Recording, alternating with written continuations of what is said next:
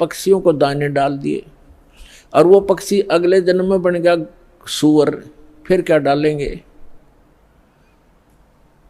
आज तो हमने उस पशु के लिए गौशाला बनवा दी, गऊ है, और अगले जन्म में वो सूअर बन गई, सूअरी बन गई, फिर क्या क्या सेवा करेंगे इसकी? तो उसका एक तरीका बताया कि जो मानव शरीरधारी प्राणी है इसमें उद्धार हो जाएगा इनका, इस परमात्मा की शरण माने से, कबीर भगवान की शरण माने से या सतभक्ति करने से उस आत्मा का फिर उद्धार हो जाएगा। वो ना गधा बने, ना पशु बने, ना सूअर बने, और फिर सतलोक चली जाएगी। अब कितना झंझट मिट गया। अब कहते हैं सतगुरु के उपदेश का लाया एक विचार, जय सतगुरु मिलते नहीं ही जाते नरक द्वारे। नरक द्वार में दूत सब करते खेचा ताण, उनसे कभू ना छूटता फिर फिरता चारों खान। चार खानी में भ्रमता कभू न लगता पार, सो फेरा सब मिट गया हमारे सतगुरु के उपकार। क्या बताना चाहते हैं कि एक जीव को, एक मानव शरीरधारी प्राणी को और परमात्मा की शरण में ला देने से, ये सतभक्ति प्राप्त करवा देने से उस लाने वाले को इतना पुण्य होगा जैसे करोड़ गौओं को कसाई से कटने से बचा कर और चरागाह में छोड़ देने का होता है। इतना पुण्य उस मार्गदर्शक को होगा जो सतलोक आश्रम बरवाला का राह बता देगा और यहाँ का ज्ञान सुना देगा, उस जीव को यहाँ नाम दिला देगा।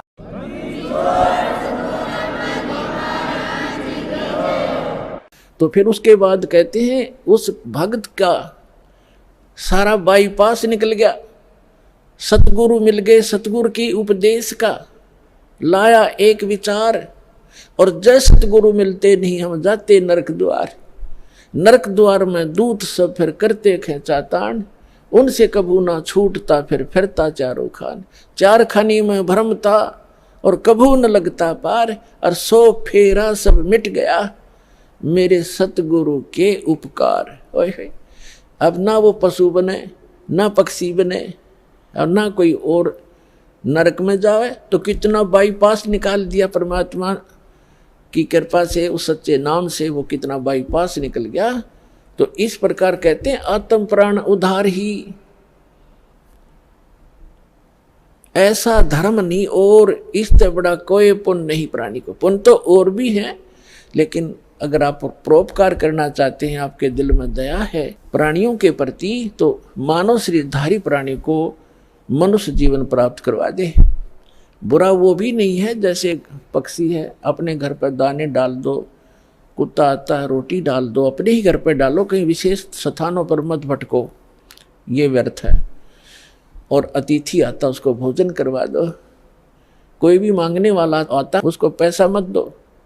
कई भक्त कहते हैं ये तो फिर हमारे दिल में दया खत्म हो जाएगी यदि हम भिखारी को पैसा नहीं देंगे।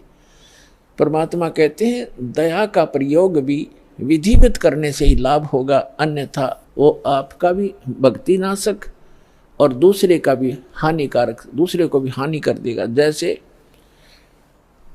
एक धनी व्यक्ति ने दया भाव से एक भिखारी को 100 रुपये दे दिए। अब वो भिखारी पहले प्रतिदिन 1 पौवा पिया करता और घर में पी कर शराब तो झगड़ा ही करवाती है और कौन सा रामायण बाँचेगा वो। तो उस दिन उसने आधा पिया, आधा बोतल शराब पी गया, घर जाके लड़ाई कर दी, घरवाली और बच्चे खूब पीट दिए। वह उसकी पत्नी लेकर बच्चों को कुएं में गिर गई, सारे मर गए। अब उसके दान करने वाले दयालु ने उस भिखारी का कुणबा गानी करवा दी। तो ये दया भी खराब है, ऐसी दया नहीं करनी चाहिए। भिखारी को रोटी खिला दे, अगर भिखारी रोटी खा ले भाई, कपड़ा नहीं है तो कपड़ा सिलवा दे उसको, बिना सिलाया नहीं दे जाते बेचेगा और गुटी लाओगा। एक भगत कह रहा था कि एक दिन मैं पार्क में घूमने चला गया और वहाँ 2 बाबा जी बैठे हैं नकली, 2 या 3 जैसे थे वह।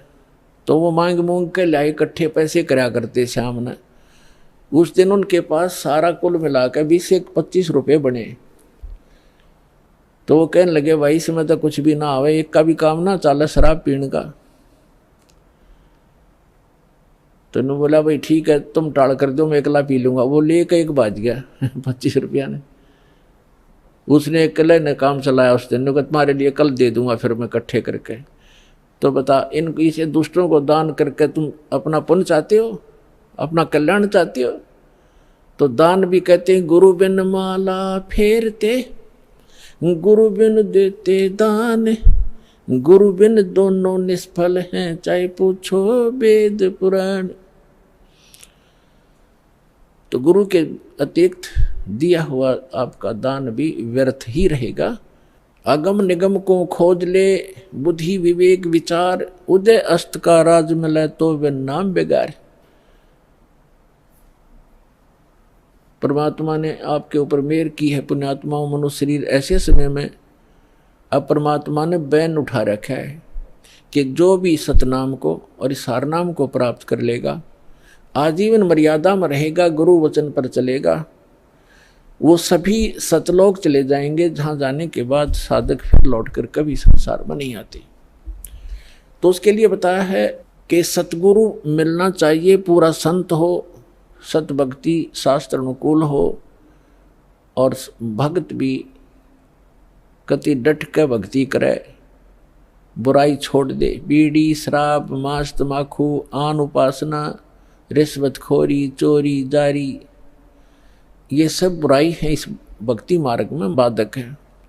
इनको त्याग कर ही हम परमात्मा प्राप्ति कर सकते हैं, मनुष्य जीवन को सफल कर सकते हैं। अब प्रसंग चल रहा है कि कल करे सो आज करो, आज करे सो अब, और पल में प्रलय हो जाएगी, भाई फिर करोगे कब। समझा है तो सिर दर पाओ, बहुर नहीं रे ऐसा दाव, आगे गए न बावड़े, रहते भी सब जा, और बिन साहिब की बंदगी कहीं ठोर ठिकाना ना। जो पहले चले गए, मृत्यु होगी, उन्होंने तो आके बताया नहीं हमारे साथ क्या बना, और शेष भी सब चले जाएंगे, ऐसे ही मृत्यु को प्राप्त हो जाएंगे। और परमात्मा ने आके बताया है कि वो जो भक्ति नहीं करते वो नरक में जाते हैं। सतगुरु नहीं मिलते, सच्चा संत नहीं मिलते, सतगुरु नहीं मिलते तो जाते नरक द्वार। जय सतगुरु मिलते नहीं जाते नरक द्वार। है सतगुरु के उपदेश का लाया एक विचार, और जय सतगुरु मिलते नहीं जाते नरक द्वार। नरक द्वार में दूत सब करते खेचा ताण, उनसे कभू ना छूटता फिर फिरता चारों खान। 4 खानी माने ये अंडरज जेरज उद्बुद, ये 4 प्रकार से जो उत्पत्ति प्राणियों की होती है, ये 84 लाख प्रकार के प्राणियों का जो जीवन होते हैं, इनको 4 खानी 4 विभागों में बांटा है, 4 डिवीजन बनाई है इनकी। और 4 खानी में भ्रमता कबू ना लगता पार, सो फेरा सब मिट गया मेरे सतगुरु के उपकार। अब फिर कहते हैं ऐसे सतगुरु की क्या महिमा करूं, 7 समुद्र की मसी करूं, लेखनी करूं बन राय, धरती का कागज करूं, गुरु गुण लिखो न जाए। अपना आत्मा, आप तो बालक हो, आपको तो अपनी बनाई खीर मिल गई, ना दूध में माख फूटी और ना कोई आँच लगी। आपको तो परमात्मा ये बना के धर के गए थे, यो ज्ञान तत्व ज्ञान। लेकिन इन काल के दूतों का ना तो गीता पढ़ने वालों को गीता समझ में आई, वेद पढ़ने वालों का वेद समझ में आए नहीं, पुराण पढ़ने वालों को पुराण समझ में आई नहीं, और कुरान पढ़ने वालों को कुरान समझ में आई नहीं, बाइबल पढ़ने वालों को बाइबल को का ज्ञान नहीं हुआ, और कबीर परमेश्वर की वाणी पढ़ने वाले इन कबीर पंथियों को परमेश्वर की वाणी का इनको समझ नहीं आया। तो ये परमात्मा आपको बना कर दरगे सारा ज्ञान है। वो कहते हैं गुड बेटर बेस्ट, आप वो बेस्ट क्वालिटी की आत्मा हो परमात्मा की, जिनको सतलोक आश्रम बरवाला में ये सतनाम और सारनाम प्राप्त हो रहा है। तो आपके लिए सारा प्रयत्न हो रहा है। अपने आत्मा बैड होता है, बैड तो बैड से गुड भी बन सकता है। जैसे चोर चोरी करता था, यो ज्ञान हुआ, चोरी छोड़ दी, भगत बन गया। शराबी शराब पीता था, शराबी कहलाता था, शराब छोड़ दी, भक्ति करने लग गया, भगत कहा आया। तो इसी प्रकार हम बैड से गुड बन जाएंगे, गुड से फिर बेटर बनेंगे, फिर बेस्ट बन जाएंगे। तो बेस्ट बनने के बाद हम सतलोक जाएंगे। तो जिनको सतलोक आश्रम बरवाला प्राप्त हुआ, मर्यादा में रहे, सतभक्ति करते रहे, तो वो बेस्ट क्वालिटी की हंस आत्मा है भगवान की, और उन पर विशेष रजा है परमात्मा की। परमात्मा हमें आकर ज्ञान देते हैं, रह रह कर समझाने की चेष्टा करते हैं। 7 समुद्र की मसी करूं और लेखनी करूं बन राय। किसी भी एक मान ले पेड़ को काट कर रख लो और उसकी छोटी छोटी टहनी, बड़े तने सबको चीर चीर कर कलम बना कर रख दे, ढेर लग जाएगा। और परमात्मा कहती उस एक पेड़ की सब कलमों को लिखना शुरू कर दे। धरती जितना बड़ा कागज हो, 7 समुद्रों जैसी इंक हो, स्याही हो, तो कहती ये सब लिखते लिखते कलम घिस जा, 7 समुद्र की इंक भी समाप्त हो जावे। ऐसे सतगुरु के गुण लिखे नहीं जा सकते। अब क्या लिखोगे? एक कुत्ते का जीवन लो, उस कुत्ते के जीवन में क्या क्या कष्ट उसको होते। सारी रात तो भौंकता है, उसकी एक स्वभाव बना रखे, सारी रात भौंक के उसकी आंख इकट्ठी हो जा, भूख लगे जोर की, और सुबह वो क्या करता है, किसी का दरवाजा खुलता है गली में, ऐसे देख जाकर वो सीधा भागता है किधर, रसोई से महक आ रही होती है उसको, कोई बासी टुकड़े की, या वैसे ताज़ा बना रहे हो, तो दाव लगाकर रसोई में घुसने की चेष्टा करता है। अब रसोई में कौन घुसने दे उसके, या तो लठ मारेंगे या फेंक कर मारेंगे, कोई ना ठहरता है। एक घर में गया, उसका लठ लग गया, फिर ट्या ट्या करता हुआ दूसरे में गया, दूसरे में गया, दूसरे में उसका भाग, उसने कोई टूक मिला, फिर जूत मिला, और उसमें भी लठ लग गया, तो फिर भूख तो उसको लगी है। वो फिर कहाँ जाता है? बाहर खेतों जंगल में, जहाँ लोग फ्रेश होकर आते हैं, वहाँ जा करके फिर वो गोबर खाता है। और पहले वो मनुष्य जीवन में प्लातून बना फिरा था, कहे से भी ना समझ में आवा कि ये दुख हो जाएगा आपके जीवन को। तो पुण्यात्मा सौभाग्य आपका, आपका बात समझ में आ गई कि जो संतों ने वचन बोले वो सारे साचे हैं, और आपका कल्याण हो गया। तो इस प्रकार उन दुखों को याद करके और लिखा जाए, तब कहते हैं परमात्मा, सतगुरु के सजदा करूं ये कर्म छुटाए कोट। और जो ऐसे सतगुरु की निंदा करे, फिर जम तोड़ेंगे ओठे।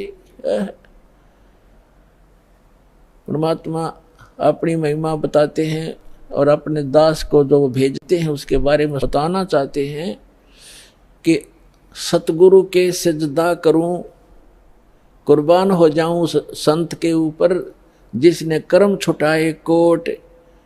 बीड़ी, शराब, मांस, तमाकू, भूकी, सुल्फाब, गांजा, भांग और ये चोरी, जारी, बुराई, बकवाद, छुटवादी जो हम सने पड़े थे इन गंदों में, निर्मल किया और फिर सतनाम दिया। कहते हैं सतगुरु के सजदा करो, ये कर्म छुटाए कोट। और ऐसे संत की जो निंदा करे, कहते फिर जम तोड़ेंगे होठ। यम के दूत ऐसे मारेंगे, लठ होठों पर लगे चाहे सिर में लगे, वह आगा पीछा नहीं देखेंगे ऐसे व्यक्तियों के। तो यहाँ परमात्मा कहते हैं गुरु मानुष कर जानते, ऐसे संत को कहते हैं मानुष मत गिनना। वैसे तो पुण्यात्माओं भगवान तो भगवान ही होता है, और वो भगवान वो परमात्मा स्वयं भी आते हैं एज ए गुरु, एक लीला करने के लिए।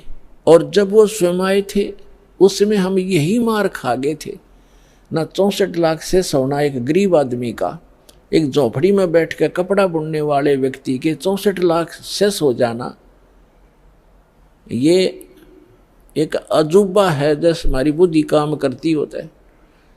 लेकिन उस समय परमात्मा जिसको भी नाम देते थे, आशीर्वाद देते थे, उनके दुख दूर हो जाते थे, भूत भाग जाते थे।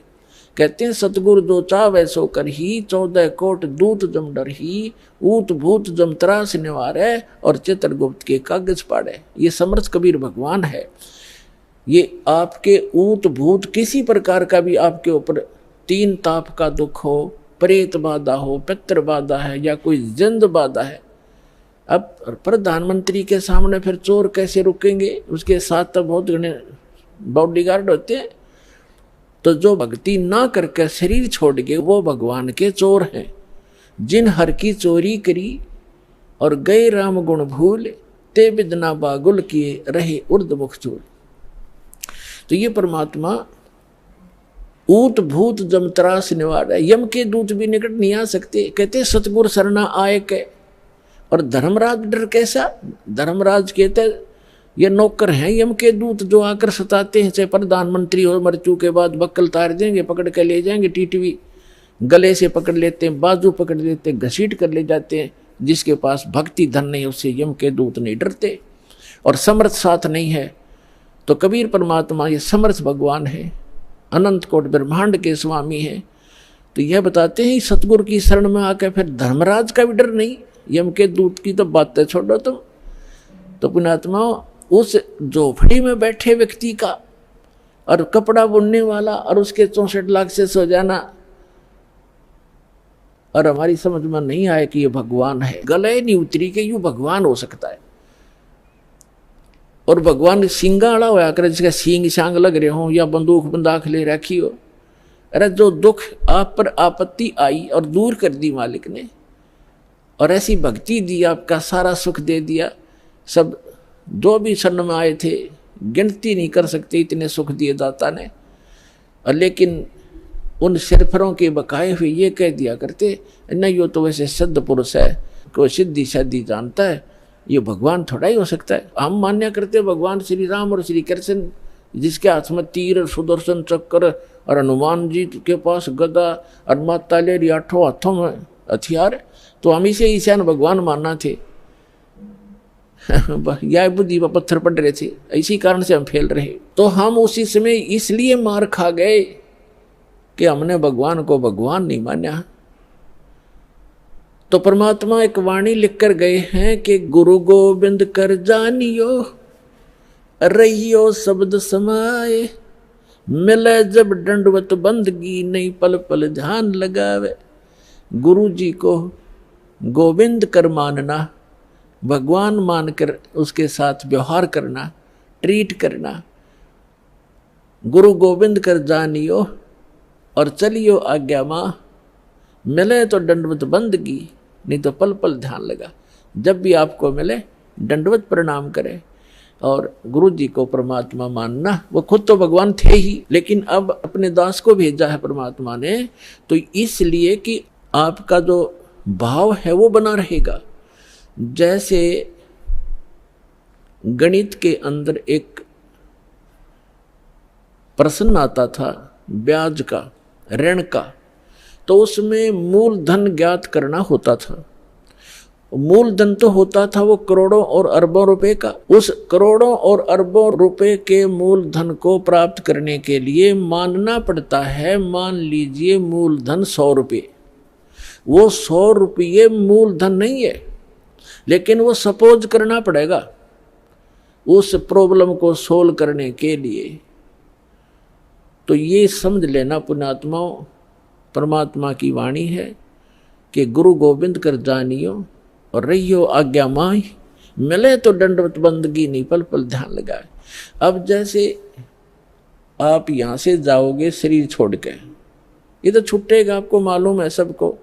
हम चाहते तो नहीं है कभी मृत्यु हो, लेकिन यह तो होगी होगी। वो मालिक के आधार पे है। अब तो आप भक्त हो गए, आपकी मृत्यु तो भगवान कबीर साहब के हाथ में है। आप कहोगे तब होगी, कई बार कह लोगे जब होगी। अब काल नहीं मार सकता आपको, अकाल मृत्यु नहीं मर सकते आप अगर नियम ठीक रखोगे।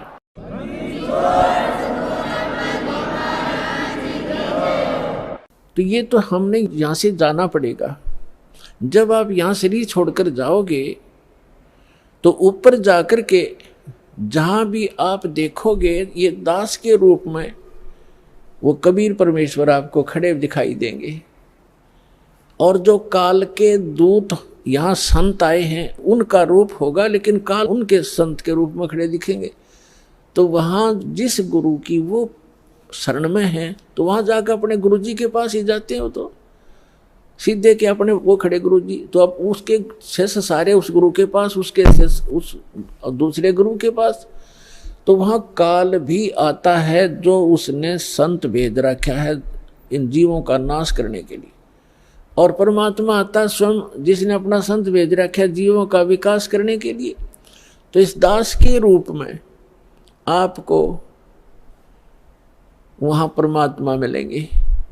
आपको एक और हिदायत दी जाती है कि जब आप गुरु जी के पास जाते हो, प्रणाम करते हो, तो उसमें एक अभ्यास बनाओ कि सतनाम का सुमरण अवश्य करें। प्रथम नाम मिला है तो प्रथम का अवश्य करें। जैसे प्रणाम करते करते भी आप एक सांस का सेवन आसानी से कर सकते हो। और उससे क्या होगा, जैसे यहाँ तो आपका अभ्यास बना रहेगा, भक्ति तो करनी है, तो उससे क्या होगा, जैसे आप वहाँ जाओगे, एक तिरकुटी, एक इंटरनेशनल एयरपोर्ट समझ लो तिरकुटी, जब वहाँ पहुँचोगे तो वहाँ आपको परमात्मा मिलेंगे इस दास के रूप में। और वहाँ काल भी धोखा देने के लिए इस दास का रूप बना सकता है। तो उसमें आप जी ने सिमरण करना है सतनाम का, क्योंकि वहाँ जाएगा तो सतनाम ही होगा आपके पास, सारनाम तो होगा ही होगा, सतनाम भी होगा। तो सतनाम का और सारनाम का जाप करना है। तो सतनाम का जाप करने मात्र से, और प्रथम मंत्र भी अगर प्राप्त है, इसमें प्रथम और लास्ट 2 मंत्र हैं इस 7 मंत्रों में, तो ये दोनों मंत्र भी गजब के मंत्र हैं। इनका भी जाप करने से क्या होगा, यदि सामने काल परमात्मा की बजाय स्वयं आकर के दास का रूप बनाकर खड़ा हो जाएगा, इस सिमरण से उसका तुरंत चेहरा बदल जाएगा, उसके ऊपर का आवरण हट जाएगा, उसकी वास्तविकता वो भूंडी शकल दिखाई देगी। फिर आप अपने आप दूर हो जाओगे, फिर इधर उधर देखोगे। अब थोड़ा सा एक प्रश्न सुनाते हैं आपको, क्योंकि सत्संग के अंदर बहुत से हिदायत देनी पड़ती है। तो ये सुमन करने से भी अगर शकल नहीं बदलती है तो आपके ओरिजिनल गुरुजी और ओरिजिनल गॉड हैं। एक समय एक चंद्र विजय नाम का राजा था, उसकी इंद्रमती नाम की एक रानी थी, और वो बहुत भक्तनी थी भगवान की। पिछले जन्म से, पिछले पुण्य से ही अच्छी आत्माएं राजा बनती हैं, रानी बनती हैं, और इतना सुख होकर के भी जो परमात्मा की तरफ में भगवान की भक्ति में लगे होते हैं वो पुण्यात्मा विशेष होती हैं। वो माई जो है उसने एक गुरु बना रखा था। उस गुरु जी ने बता रखा था कि भगवान विष्णु, भगवान शिव की भक्ति करनी चाहिए, श्री राम की भक्ति करनी चाहिए, 68 तीर्थों पे जाना चाहिए, 68 तीर्थ करना चाहिए, एकादशी का व्रत रखना चाहिए। अब जैसे एक नियम है, कहते हैं धन चाहे तो दान कर और मोक्ष चाहे भज राम। तो हमने यहाँ इस काल के लोक में रहना है तो धन भी चाहिएगा और राम भी प्राप्त करना है, तो हमने दान भी करना है और सच्चा नाम भी जपना है। अब उसके गुरुजी ने बता रखा था कि बेटी पिछले जन्म में तेने बहुत पुण्य कर रखे हैं, घने धर्म कर रखा है, जिस कारण से तू रानी बन गई। आगे ऐसी ही अच्छा जीवन प्राप्ति के लिए आप साधु संतों को भोजन करा कर बेटा, वैसे तो आए अतिथि को भी भोजन करा दे, उसका भी पुण्य है, लेकिन भगत संत को भोजन कराने का न्यारा फल मिलता है। जैसे आपके पास पशु हैं, भैंस या गाय, एक भैंस या गाय है जो दूध देती है, और अन्य भी पशु हैं जो अभी दूध नहीं दे रहे, वो भी अपने पालने ही पड़ते। अब एक तो उस दूध ना दे रहे पशु को जो चारा दिया जाता है, आहार खिलाया जाता है, वो भी हमारा कर्तव्य बनता है। लेकिन जो दूध वाले को जो चारा चराया जाता है, बिनौले खल आदि हम डालते हैं, तो वो तुरंत लाभ दे देता है। सुबह अच्छा भोजन कराओगे, चारा चराओगे तो शाम ने दूध गढ़ा पाओगे उसके। तो इस प्रकार संत और भक्त होते हैं दूध वाले, और अन्य जो अतिथि आते हैं जो भक्त नहीं, भक्त है तो अच्छी बात है ना, तो वो भी एक कर्तव्य जानकर हमने उनको भी अवश्य भोजन कराना चाहिए और आदर सत्कार, आतिथ्य सत्कार से कराना चाहिए।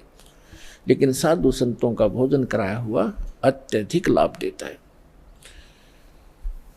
अब साधु संत भक्त भले ही वो शास्त्र विरुद्ध साधना कर रहे हैं, लेकिन पूर्व जन्म के वो पुण्यकर्मी प्राणी हैं, वही भटक रहे होते हैं। कोई लाल पीले कपड़े पहनता है, कोई दाढ़ी बढ़ा लेता है, कोई मूंड मुड़ा लेता है, कोई तिलक लगाता है, जैसा भी उसको मार्गदर्शक मिल गया, क्योंकि उसको परमात्मा चाहिए, चाहे किसी भी भेख बनाने से मिल जाए, वो परमात्मा की तरफ तड़प रहा है। ऐसे कोई व्यक्ति को भोजन कराने से विशेष लाभ होता है, क्योंकि अब तो साधना ठीक है नहीं, लेकिन पूर्व जन्म की कमाई उसकी है, और वो भक्त भगवान का विशेष प्यारा होता है। चाहे आज वो किसी की पूजा कर रहा है, लेकिन वो भगवान कबीर साहब का ही बच्चा है। तो इसलिए ये एक नियम है। इस नियम के आधार से उस संत ने अपनी शिष्या इंद्रमती से कहा था कि बेटा, साधु संतों को भोजन कराने से अगले जन्म में भी तू रानी बन जाएगी।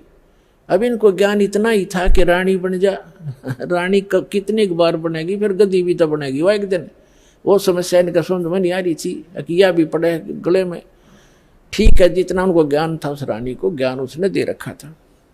अब वो अपने गुरु जी के बताए मार्ग पर कति दृढ़ थी। अब क्योंकि वो ऐसी पुण्यात्माएं कबीर साहब के बच्चे हैं। परमात्मा कहते हैं, दो जन मेरी शरण है, ताका हूं मैं दास, और गेल गेल लाग गया फिरूं, साथ साथ फिरता रहता हूं जब तक धरती आकाश।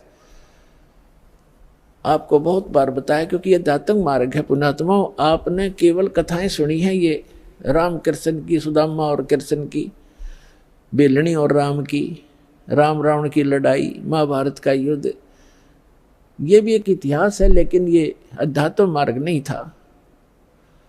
अब ये है संपूर्ण अध्यात्म मार्ग ज्ञान, इसको बहुत प्रकार से समझाना पड़ता है। अब रानी ने जो भी गुरुजी ने बताया था उस पर दृढ़ होगी,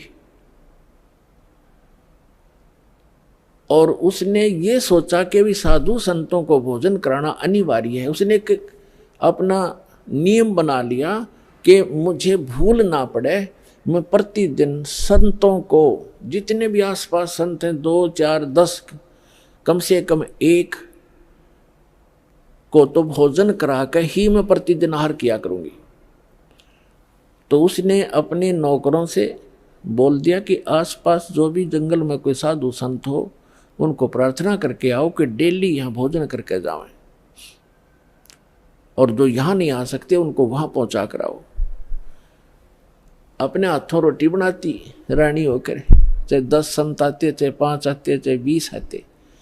तो ये सिलसिला शुरू था। एक बार क्या हुआ कि कुंभ के मेले का कोई ऐसा संस्कार हो गया। कुंभ के मेले पर हरिद्वार में चले गए सभी साधु संत पर भी लेने के लिए,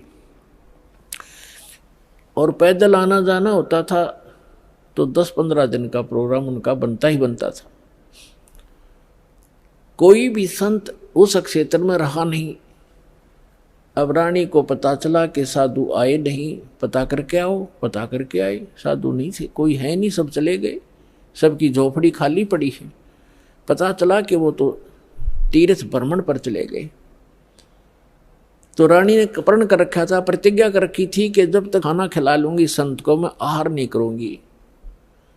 1 दिन बीत गया, 2 दिन बीत गया, रानी थी भूखी गड़ी, रही नहीं थी। 3रे दिन तो वह कति आंखें बंद करने लगी, अब मरूंगी।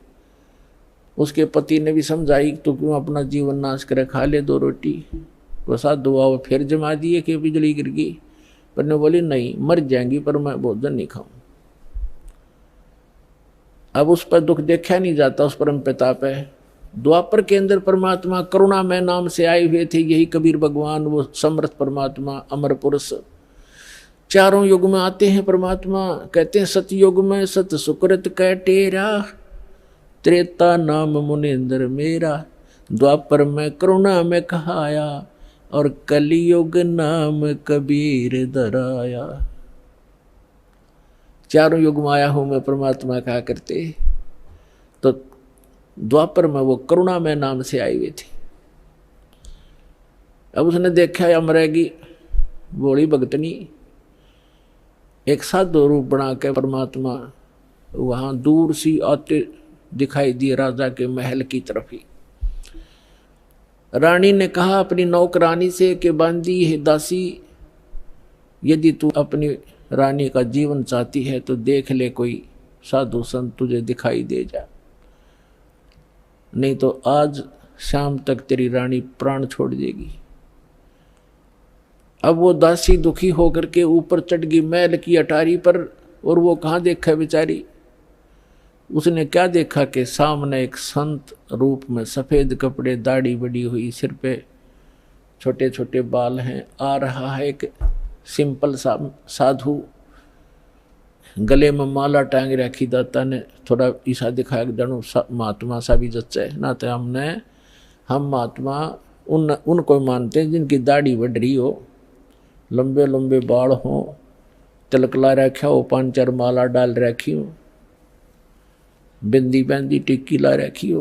तो परमात्मा ने इसीलिए वो थोड़ा सा वेशभूषा सी बना रखी थी। वो नौकरानी स्पीड तक नीचे आई और रानी से कहा कि एक महात्मा सा नजर आवा है, कपड़े तो लाल हैं नहीं पर सकल साधु जैसी लगती है, कहो तो लाऊं बुला के, अकेला बहन ले आ जैसा भी हो। अब वो नीचे गए, इतने परमात्मा भी महल के निकट से आ गए। नौकरानी ने प्रणाम किया और कहा महाराज आपको हमारी रानी याद कर रही है। परमात्मा ने पूछा आप कौन हो, कि मैं नौकरानी हूं। तो परमात्मा ने कहा बेटा रानी को यदि गरज है संत की तो यहीं आजा गली में, हम किसी के घर नहीं जाया करते, और हम घर जाओ और उसका पति कह दे तू आया किस लिए यहाँ, उसने गरज है तो यहाँ आ जाएगी। उसने जाके बता दिया कि साधु ऐसे ऐसे कह रहा, तो उसका और पक्की जचगी कि 1 नंबर का महात्मा है। नहीं तो नो कोई कह देगा अपने रानी बुलावा, ये तो बाछड़ू की तरह भाग्य आया करे बच्चे की तरह, पैसे के लालच में अच्छा हलवा मिल जाएगा, और वो उड़े डिट गए। अगर रानी को गरज है तो यहाँ आ जाएगी बेबे। रानी ने कहा मेरा पकड़ हाथ मुझे सहारा दे, नौकरानी ले चल मुझे ऐसे महापुरुष के दर्शन करा दे, मर जाऊंगी तो भी अच्छा ऐसे संत के दर्शन करके। ऐसा दर्द आदमी आज पहली बार सुन रहा हूं, तो रानी को ये कहने वाला कि यहाँ आ जाएगी जब गरज पड़े तो, क्योंकि पिछले संस्कार से ऐसे भाव उत्पन्न हुआ करते साधु भक्तों में।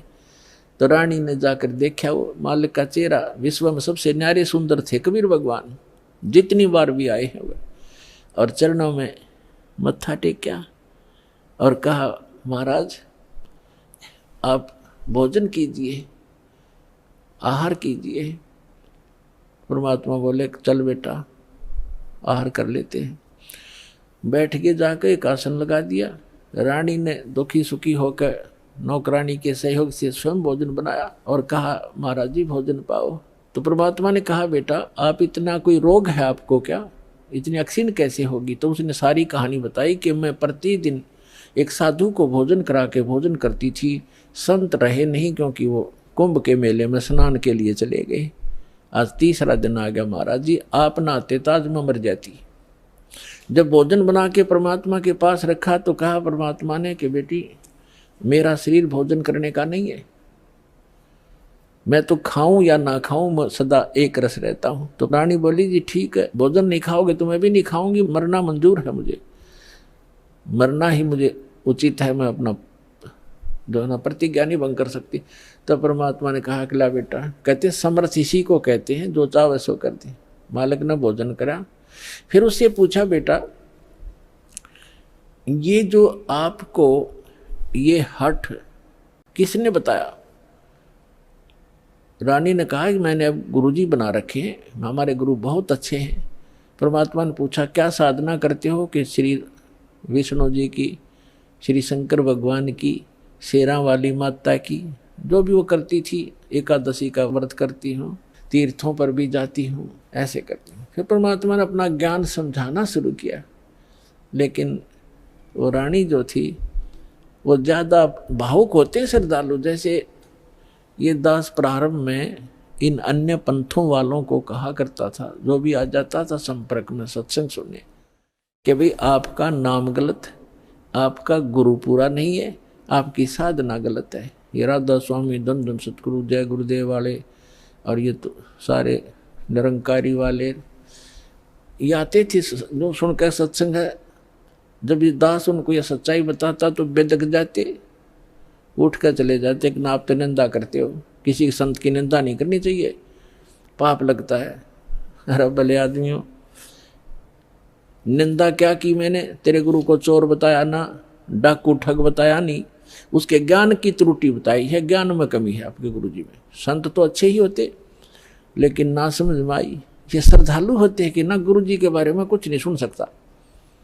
और अब आन लग रहे रोते हुए लुट पिट के, रोआ बरीत रहे, नाश हो गया। 30 साल हो गए राधा स्वामी में, जीवन खो दिया, सब कुछ लुट पिट गया। इकलौता पुत्र था वो भी मर गया। बता, अब टिंडे ले लो राधा स्वामी में, धन धन सतगुरु में। साची के 6 माह में गुस्सा होते थे। और यहाँ का इतिहास देख लो, सन 1994 से जो जुड़े हैं, उनके ठाठ देख लो, और उनके घर में कोई दुर्घटना हुई तो आप पूछ कर देख लो, लाखों की संख्या में भक्त हैं। तो भगवान की शरण न्यारी होती है।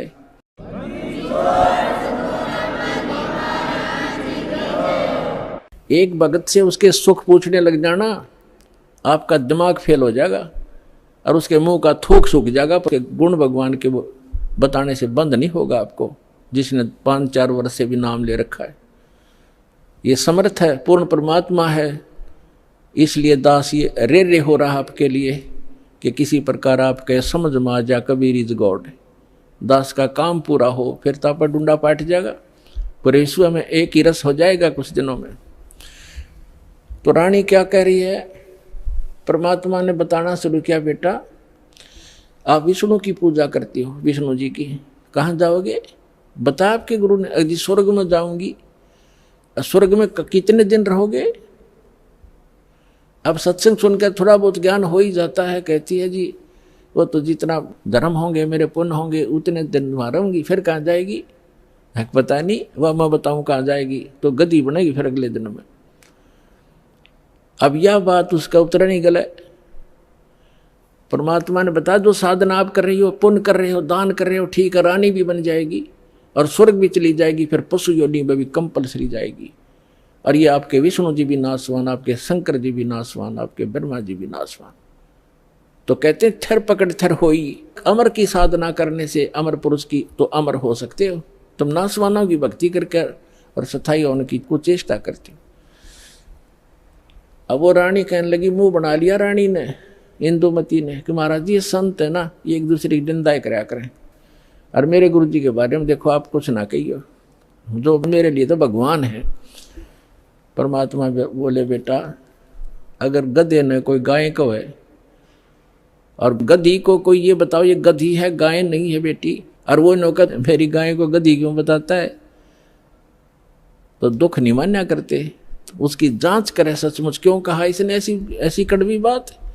लेकिन वो नहीं मानी। अपने आत्माओं, अपने बच्चों तक पहुंचने के लिए परमात्मा ने कितना प्रयत्न करना पड़ता है। इन काल के दूतों ने ऐसा उलझा दिया। अब परमात्मा ने बहुत कोशिश की कि बेटा मैं तेरे हित की बात कह रहा हूं, मैं तेरे गुरु जी को चोर नहीं कहता, गुंडा डाकू नहीं कहता, उनको ज्ञान नहीं है। वो विष्णु जी को समर्थ शक्ति बताते हैं, विष्णु जी खुद नासवान है, तो आपकी रक्षा कैसे करेगा वो? शिव जी को आप भगवान मानते हो। परमात्मा ने बताया कि जिस समय भस्मागिरी नाम का एक संत भगवान तेरे शंकर जी के सामने ऊपर ने पैर नीचे ने सिर करके 12 वर्ष तपस्या की। आपने पढ़ा होगा पुराण में, कहाँ जी पढ़ रखा है, सुना है, पढ़ा भी है। और जो भस्म कंडा शिव से मांग लिया और भगवान शिव को मारने की चेष्टा करने लगा वो भस्मासुर, तो भगवान शिव जी ने क्या किया? भाग्य थे ना वो अविनाशी हैं, जिनको तो अविनाशी मान रही, उनसे तू रक्षा की बाट देखे, सुरक्षा वो आप सुरक्षित नहीं। अब बात सारी साची, पर गुरु जी के बारे में सुनना कति पसंद नहीं। वो पिछला रंग चढ़ रहा है कसुता। तब परमात्मा ने कहा, बेटा मान से मत मान। देखो मैं वैसे अपने आप को भगवान कहें तो कोई ना कतिये ना मानने जनता, परमात्मा ने कहा कि जिस भगवान की मैं भक्ति बताता हूं वो अजरो अमर है, उसकी भक्ति करने से आपकी आयु भी बढ़ जाएगी, जो मंत्र मैं दूंगा। और जो मंत्र आप जाप करते हो इससे आपकी उम्र ना बढ़ सकती ना घट सकती, और हम जो मंत्र देंगे उससे आपकी जितनी आयु आप चाहोगे वो बढ़ जाएगी।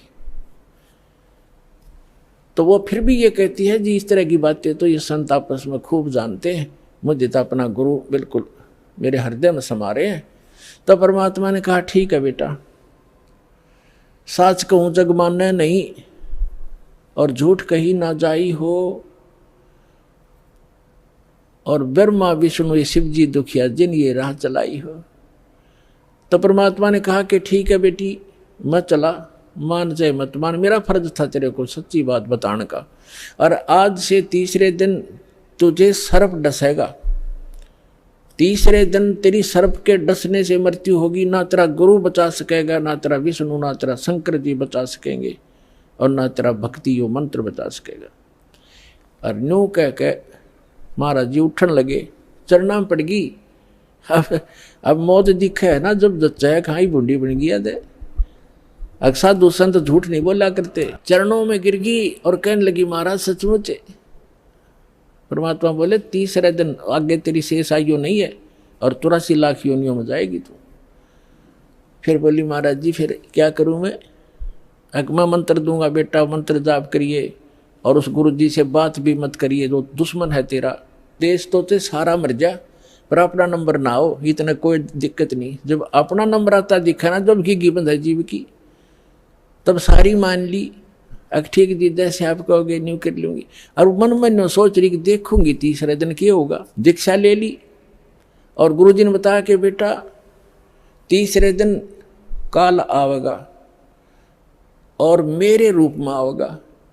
अरे एक ध्यान रखना, जो मैंने आपको मंत्र दिया है प्रथम, जब वो निकट आवे तो पहले आप इस मंत्र का जाप करके और फिर प्रणाम करना। इस मंत्र का जाप करना, वैसे तो प्रणाम नहीं करना पहले। देखो उस समय उन्होंने विशेष हिदायत इसलिए दी थी आगे के लिए, फिर परमात्मा ने बताया था वैसे संतावा पहले दंडवत करे और फिर उनसे कुशल मंगल पूछे। लेकिन उस दिन परमात्मा ने विशेष हिदायत दी थी क्योंकि उसका अभ्यास नहीं था लड़की का, इसलिए कहा कि जब मैं आऊं यानी मेरे रूप में काल आवेगा और तू भावुक होकर के बगैर मंत्र जाप किए चरण मत छूना, पहले मंत्र जाप करना और फिर चरण छूना। अब रानी ने किसी को बताया नहीं, ने सोचा क्या पता सच्ची है कि झूठी है। ठीक अगले दिन के 1 बजे के आसपास परमात्मा के रूप में काल गया, करुणामय के रूप में, और कहा इंद्रमती कहाँ है बेटा? अब इंद्रमती ने देखा गुरुजी आगे, लेकिन वो बात उसके हृदय में गड़ रही थी। गुरुजी ने ये भी बात कही थी तो उन्होंने प्रथम मंत्र सिमरण कर दिया। वो सारा जो कंप्लीट कोर्स यही है वो जो आपको दे रखा, उसके प्रथम मंत्र के प्रथम नाम से ही एकदम उसका स्वरूप बदल गया और ऐसी विकराल चेहरा, लंबे दांत और मोटी मोटी आंख, बेहुद्दी सी विकराल सी शरीर दिखाई दिया। तब उस काल ने देखा कि तेरा तो इसने आवरण उतार दिया। ने बोला अब तब बच गई तू, तेरे पास मंत्र जबरदस्त है, तुझे फिर देखूंगा। अब रानी का जान बची लाखों पाए और गुरु जी के 100 शुक्र मनाए। अपने नौकरों को बताती है काल आया था, आज मेरी मृत्यु होनी थी, मैंने जो गुरुजी बनाए हैं मेरी उम्र बढ़ा दी। अब ना तो राजा को बताई, उसके दरबार में जाके राजा ने बोला तू पड़ी रह, काल आ जाता तने छोड़ जाता, ये तुमने ऐसे कहती रहती हो, कोई कुछ कह दे उसकी बातों में आ जाती हो। तो उसके साथी भी तेरी बेचारी के साथ वो राजा की के माने वो आ गई वापस, शुक्र मनाया रख। आगे तो तेरी टलगी मृत्यु, छाटते आके लेट गई है भगवान। हे परमात्मा दया करिए, आपने इसी गुरु मिला ऐसा मंत्र दिया और मेरा जीवन रक्षा होगी। अब वह लेट गई बेड पे कति खुशी बना के, इतने में काल सर्प बन के आ गया। सर्प बन के आया और रानी के डस दिया, डसते उसकी आंख खुली और फिर वो ऐसे ऐसे जाता दिखा, उसने शोर बचाया, भागियो, डस ली सरप ने, डस ली सरप ने डस ली। नौकर नौकरानियां आए, बाजे लठले, वो लंबा महल था राजा का, वो जो जाता दिखा सबने, मोरी में से निकल गया। रानी अचेत होगी, मृत्यु को प्राप्त होगी। राजा के घर तक सब प्रकार के वैद्य उपस्थित रहते थे, डॉक्टर बुलाए, वैद्य बुलाए, गार्डू बुलाए, सारा कुछ कर दिया और सब ने मृत घोषित कर दी। तब परमात्मा आ गए तो नौकर नौकरानियां कहने लगी, जिन देखे थे भगवान उस दिन, वो नौकरानियां कहने लगी, महाराज जी आपकी शिष्या को सर्प ने डस दिया, तब सर्प से मृत्यु होगी। हाहाकार मच गई। तो परमात्मा ने एक बहाना सा करा, मंत्र शब्द बुझाया और कहा, उठ बेटी, 1 सेकंड में रानी खड़ी होगी। बोलो सतगुरुदेव।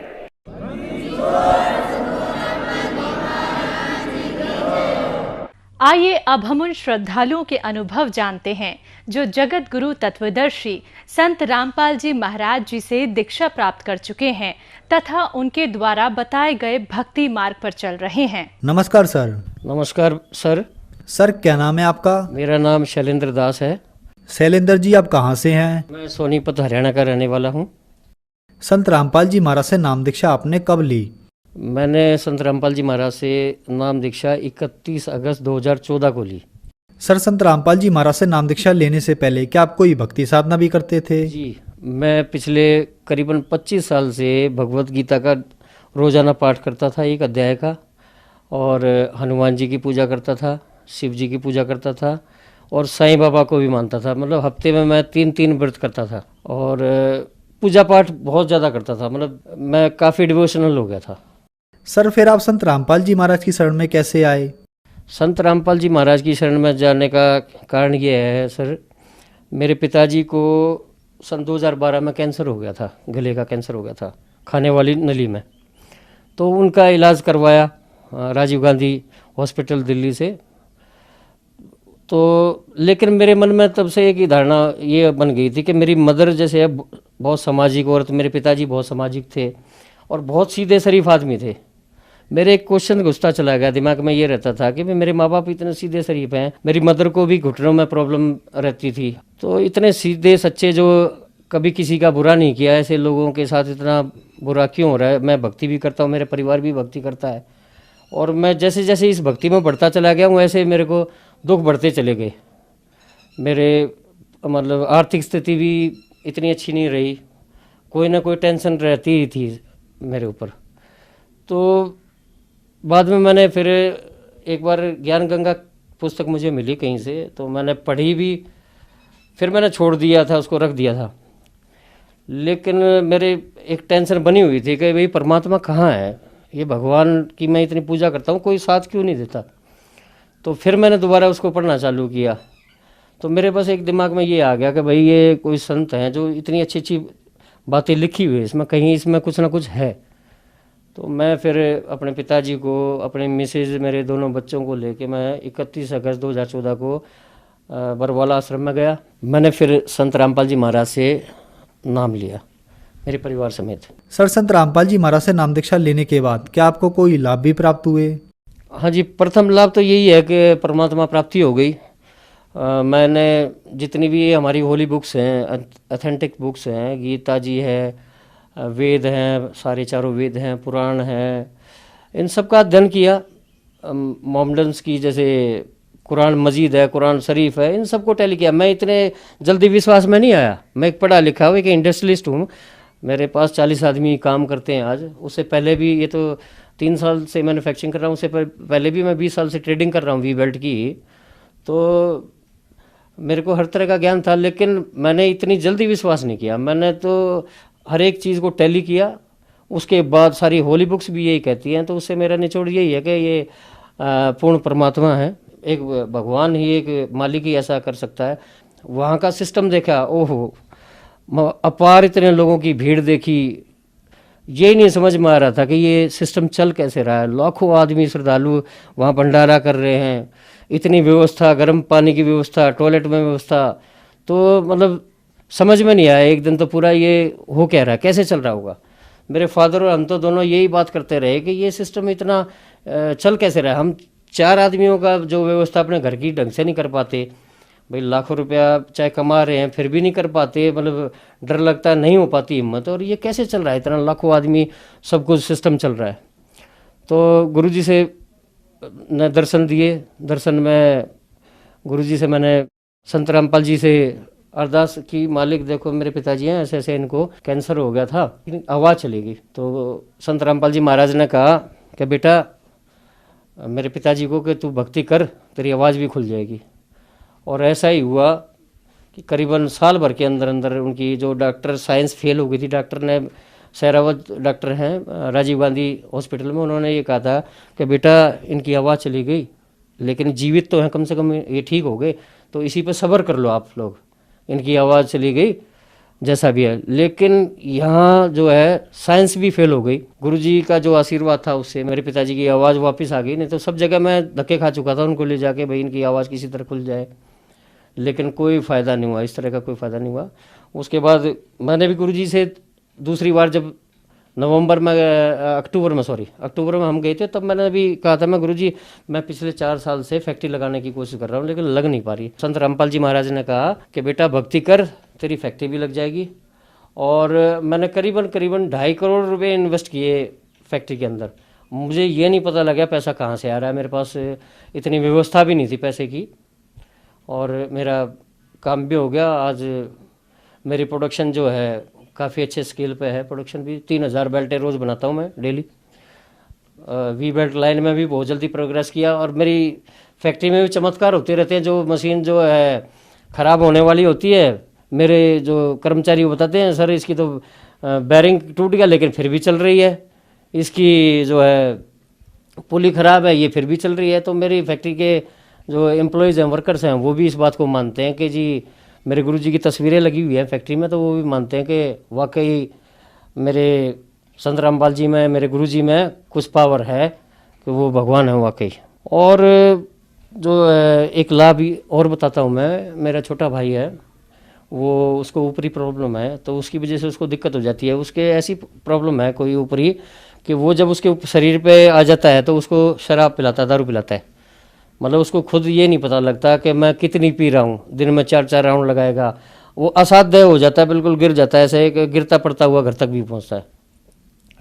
तो मैं उसको कई बार मैंने कहा, मैं बेटे भाई तू मेरे साथ चल, नाम ले ले, तो वो मानता नहीं। वो भी जैसे आम लोग समाज हैं उल्टा बोलते हैं, इस तरह के गुरुजी को उल्टा बोलता था, उल्टा बात करता वो, तो उसकी समझ में ना और ज़्यादा दुखी होता चला गया। एक दिन तो उसने कुछ कहा, शाम को आया तो उसको 2 आदमी उठा के ले रहे थे, कुत्ते ने पाड़ लिया, दिल्ली नरेला उसकी शॉप थी। तो बाकी उसके बाद उसके साथ भी ऐसा चमत्कार हुआ, उसने खुद बताया कि वो बिल्कुल ऐसे करा रहा था कई दिनों से, और डॉक्टर के बार बार भागता। डॉक्टर भी ये बोले भाई तेरा सिस्टम ख़त्म हो गया अंदर से, मुश्किल है तेरा अब ठीक होना, अपने बस की बात नहीं है। तो वो बता रहा था कि रात को मैं लेटा हुआ था तो ऊपर पीओपी हुई है घर में, उसके कमरे में, तो उस पर संत रामपाल जी दिखाई दिए उसको। वो प्रकट होके कह रहे हैं कि बेटा तेरे को मैं मरने नहीं दूंगा, चिंता मत कर, मैं तेरे को मरने नहीं दूंगा। तो ये चमत्कार उसके साथ भी हुआ। और मेरे एक बच्चों के टीचर हैं, पिछले 10 साल से वही टीचिंग करते पढ़ाते हैं। मेरी बिटिया है नेशनल राष्ट्रीय स्तर पर खेलती है, नेशनल प्लेयर है वो, पिछले 5 साल से बैडमिंटन प्लेयर है, लिटिल एंजल स्कूल से खेलती है, सोनीपत से ही। तो उसके टीचर हैं, वो भी नहीं मानते थे। वो 2 साल पहले मेरे से बोले कि भाई मैं भी एक बार देखना चाहता हूँ कि क्या नाम देते हैं क्या है। वो मेरे साथ चले गए और नाम ले आए। तो उसके बाद उन्होंने अनुसरण नहीं किया, तो ऐसे ही ये समय निकल गया। उसके बाद मेरी बेटी के पेपर थे सीबीएसई के 10वीं क्लास के, अभी हुए हैं। तो मैंने कहा मैं सर अब आप एक काम करो, ये दोनों टाइम प्रैक्टिस करती है और पढ़ाई में वीक है, तो इसको दोनों टाइम में आप ट्यूशन देना चालू कर दो। तो वो ये बोले कि भाई साहब आप एक काम करो, इसको सिमरन कराओ। मैं यार कैसी बात कर रहे हो, आप तो कहा करते थे, अपोजिट बोलते थे, सिमरन क्या, आपको तो टीचिंग का कराना चाहिए इसको दोनों टाइम, जिसकी पढ़ाई ठीक हो। पर नहीं भाई साहब, एक मैं आपको ना अपने साथ घटी घटना बताता हूँ कि मेरे साथ ऐसा हुआ कि 1 महीने पहले मैं कमरे में बैठा हुआ था और संत रामपाल जी प्रकट हुए और मुझसे कहने लगे भाई तू नाम लेके आया था, वो नाम का सिमरन क्यों नहीं करता? तो जी मैंने 15 दिन तक उसका सिमरन किया, फिर छोड़ दिया। बोला जी मेरे को एक बाबा जी के तरह दिखाई दिए, मैं वो कबीर साहब हैं, संत रामपाल जी और कबीर साहब एक ही हैं, यही परमात्मा है, एक ही चीज़ है ये। तो उसके बाद वो कहने लगा कि जी एक बार अभी लेटेस्ट 2-3 दिन पहले ही मेरे साथ एक और हुआ कि मेरी मिसिज़ और मैं दोनों करनाल जा रहे थे, हमारी गाड़ी थी हमारे साथ, और जीटी रोड पे गाड़ियों की चेकिंग थी काफ़ी, तो गन्नौर भी चेकिंग हुई, मैं निकल गया। उससे आगे समाल का चेकिंग थी, वहाँ भी मैं निकल गया। तो आगे जाके फिर मैंने देखा काफ़ी चेकिंग है, तो मैंने गाड़ी पेड़ के नीचे रोक ली साइड में, और मैंने कहने लगा मिसिज़ को, मैं कहा आज तो फंस गए बुरे, अगर कागज़ चेक हो गए तो गाड़ी इम्पाउंड हो जाएगी, बंद हो जाएगी, हमारे पास कोई भी कागज़ नहीं है। तो मिसिज़ का पेपर था कि मैं इतनी बात कही थी, इतने देर में साइड से कहीं से ऐसी आवाज़ आई कि बेटा तू चिंता मत कर, मैं तेरे साथ हूँ, तेरे को कोई पकड़ेगा नहीं, तू चिंता मत कर। तो मैं यही कहना चाहता हूँ कि मेरे साथ भी कई चमत्कार हुए इस तरह के। मेरे फादर की आवाज़ खुल गई, मेरी फैक्ट्री लगी, उसके बाद जैसे मेरे टीचर के बारे में जो बता रहा हूँ ये चमत्कार हुआ। तो कुल मिला के क्या है, निचोड़ ये है, मेरा मानना है कि ये परमात्मा है स्वयं, जो कबीर साहब आए हुए हैं यहाँ पे, तो ये परमात्मा है। सर, संत रामपाल जी महाराज से नाम दीक्षा लेने के बाद आपको बहुत सारे लाभ प्राप्त हुए, तो जो दर्शक आज आपको टीवी पर देख रहे हैं, आप उनको क्या कहना चाहेंगे? अब सभी लोगों को यही संदेश दूंगा, भाई सभी आओ, ये पूर्ण परमेश्वर हैं। मैं कोई एक अनपढ़ आदमी नहीं हूँ, एक इंडस्ट्रियलिस्ट हूँ, एक व्यापारी हूँ। आम लोग ये समझते हैं कि भाई ये यहाँ बेवकूफ़ बनाते हो, ऐसा नहीं है। मैं एक सुलझा हुआ आदमी हूँ। तो मेरा यही कहना है आप लोगों से, करवत प्रार्थना, हाथ जोड़ के प्रार्थना है कि सभी जल्दी करो, ये समय बीता जा रहा है, जो ये जितना समय निकल जाएगा ये आप अपना दिन खराब करोगे।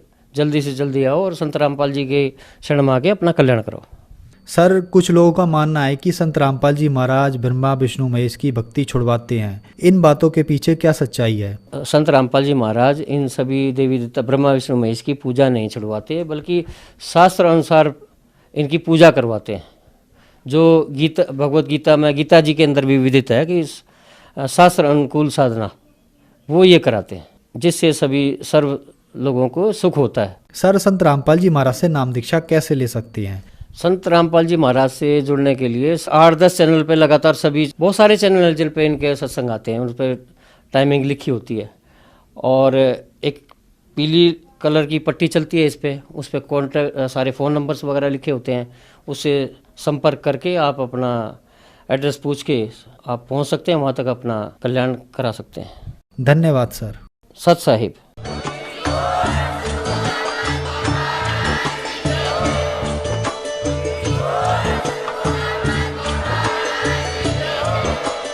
आप सुन रहे थे जगत गुरु तत्वदर्शी संत रामपाल जी महाराज जी के मंगल प्रवचन। अधिक जानकारी के लिए विजिट कीजिए हमारी वेबसाइट www.jagatgururampalji.org। संत रामपाल जी महाराज जी के शुभ आशीर्वाद से पूरे विश्व भर में 500 से भी ज्यादा नाम दीक्षा केंद्र हैं, जिन पर संत रामपाल जी महाराज जी द्वारा ऑनलाइन निशुल्क नाम दीक्षा दी जा रही है। अपने नजदीकी नाम दीक्षा केंद्र